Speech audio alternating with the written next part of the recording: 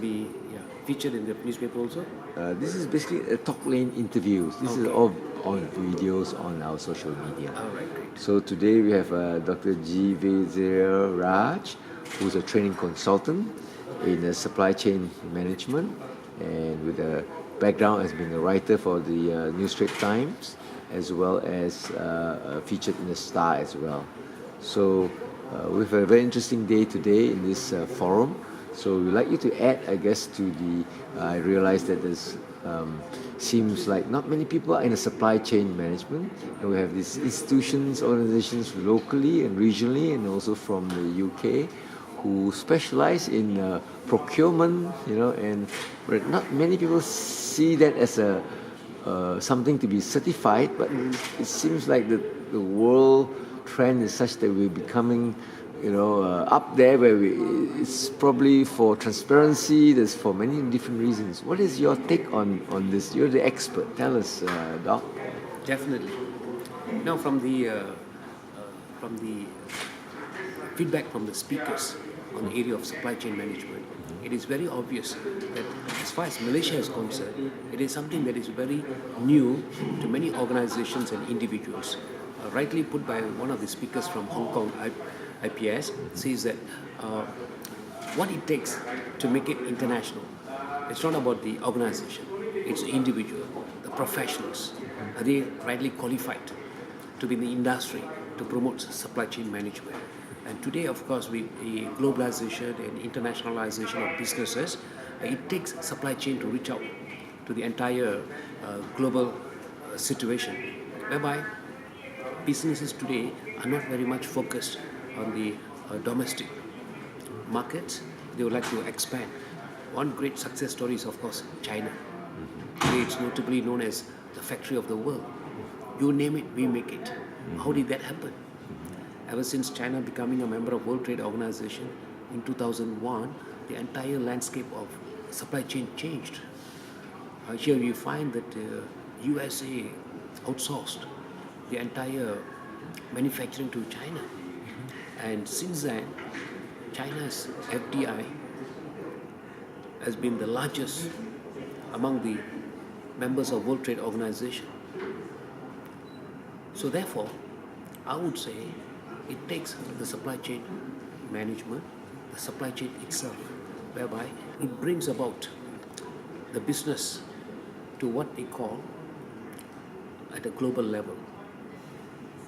The speaker from Hong Kong has rightly said, it is technology that made the world small. So with the advent of technology today, with the transformation of technology today, there's no reason why we cannot reach out to any part of the world. So it has given a big scope of opportunities. And there was another speaker from MIDA who has also highlighted the potentials that one has to bring in businesses into the country and also take businesses out of the country and how to expand. And the only way that I see it is through supply chain, which is from end to end. So the pipeline today is becoming longer and longer and longer in supply chain. So we can reach any uttermost part of the world today. Being connected together. We can be connected. That's right. Collaboration, there's a lot of collaboration. That's exactly what they were highlighting today. Yes. And so we need to catch that.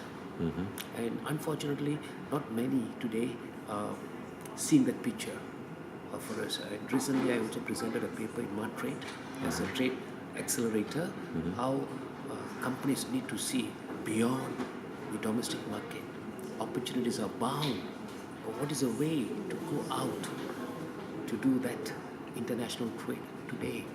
So I also made a point that through logistics, the force that moves to any part of the world, not only through supply chain, we have another component we call transport and distribution. And today, as much as technology has made the world small, transport too made the world small. It's a component of supply chain. So we got to take advantage of all these components and to see the world today. It's where we can penetrate. So we're looking at increasing our relationships, I would say, because of the supply chain, and also from transportation. It's a different angle in business, I suppose. Usually it's from marketing, from that how information spreads. But here we're talking about looking at the logistics, we're looking at the procurement, even the buyers and all that. So we're trying to link into the communication channels. Absolutely. Right? Let me just elaborate a little more. Yes. Gone were the days when we looked at businesses, buyer and seller, as adversaries. Today, they are no longer to be seen that way. Right? Between supply chain and demand management, suppliers have become as a collaboration. We got to work with them as partners. Now, supply chain demands that, and with that, we will see reaching out to the customers at the speed that they want. Demand management, at the speed that they want, and therefore, as we say, customers are demanding. How do I do that? Unless if I have a good collaboration with my supplier. So it is no longer the competition; it's about collaboration. That you work with them, right? So meet the needs of your customers. And so the supply chain, of course, says from end to end, bringing to the customer at the right time to their satisfaction. How do I do that? If I don't work with my suppliers, anyone in the chain who can do that for me. So these are things that we got to do today. These forces as no longer as threat, as competitors, but as a collaboration. They do work as partners. A win-win situation. How do you see the role of government today in Malaysia? As you can see the views from our Deputy Minister from the Prime Minister's Department. There seems to be a change involved where it will affect, change always affects people. Absolutely. Right? And so how do you see this change affecting people? Is it a positive side or how about the negative side? Yeah. I would always look at it at the positive side. The government is there. The government of the day is always ready to meet, the requirements of the manufacturing sector or any industry for that matter. Now, the only thing is, as much as the government is there, ready to offer, their services, their financial support, government is willing to come with deregulation exercises now, to remove all those quotas and tariffs, so that there can be easy trade that we can have. Recently, with we coming into AFTA, ASEAN Free Trade Agreement, we can have a fantastic trade among the ASEAN countries, and with the TPPA now in place, we can reach out to all the member countries of the 12 nations to do a better trade. The government is ready.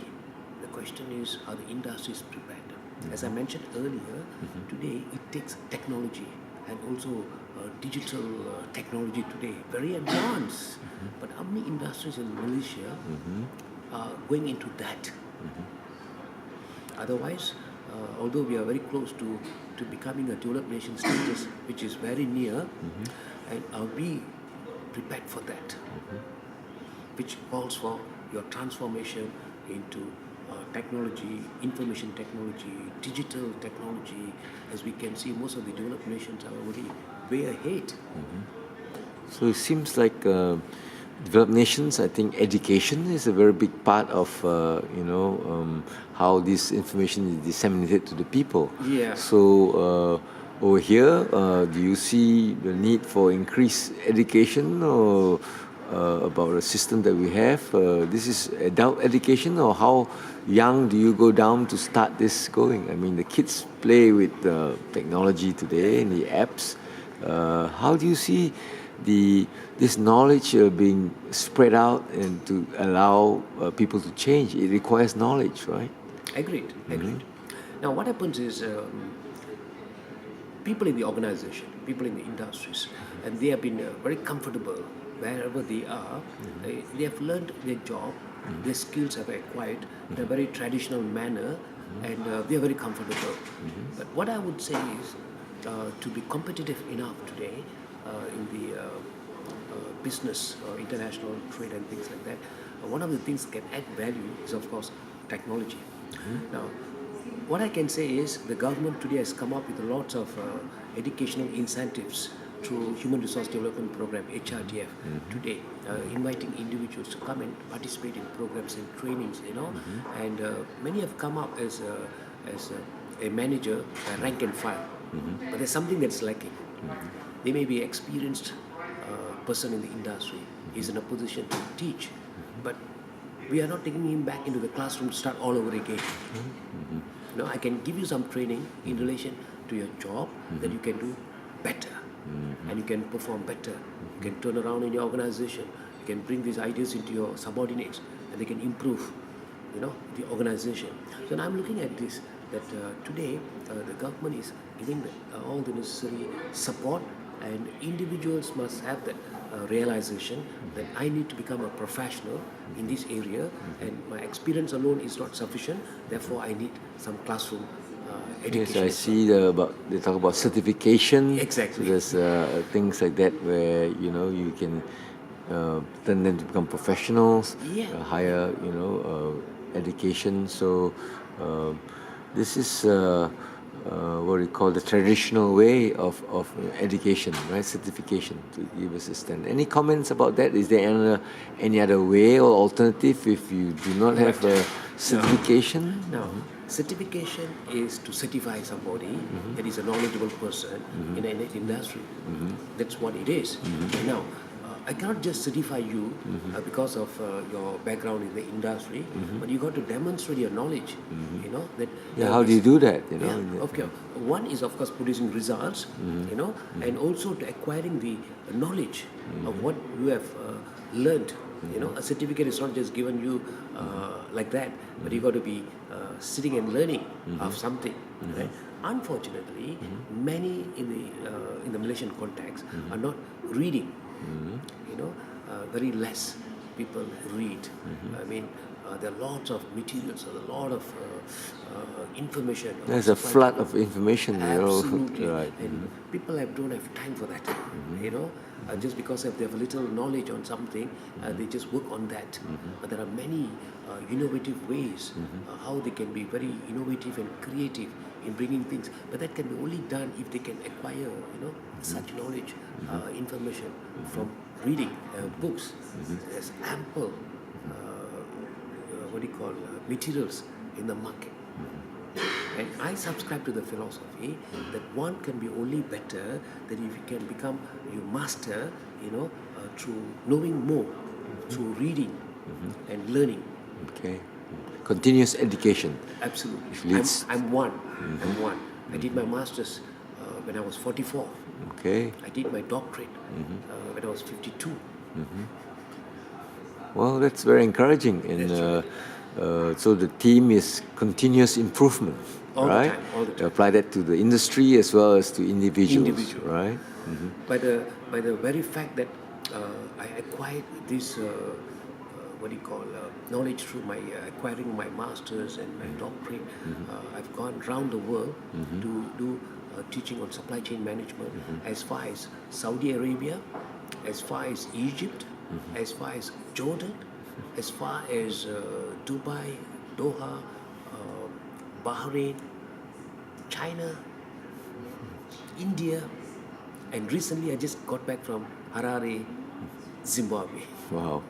Well, it's a ticket to the world, just through Can say that. education Yes. and knowledge, and people want to learn from you, from Exactly. your experience. There's something that I want to give back.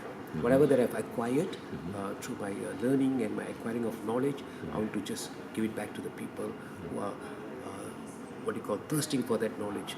Like in Africa, there are people, wanting more knowledge. Okay, thank you, Dr. Vijaya Raj. This has been very enlightening and encouraging to the older generation that they can do it. Thank you very much. Thank you.